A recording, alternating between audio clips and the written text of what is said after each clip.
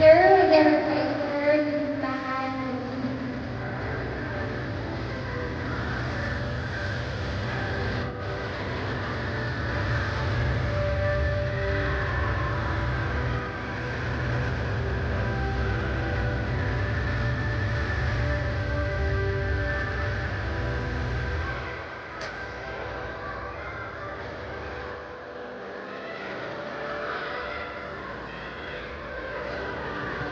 Picture together once again.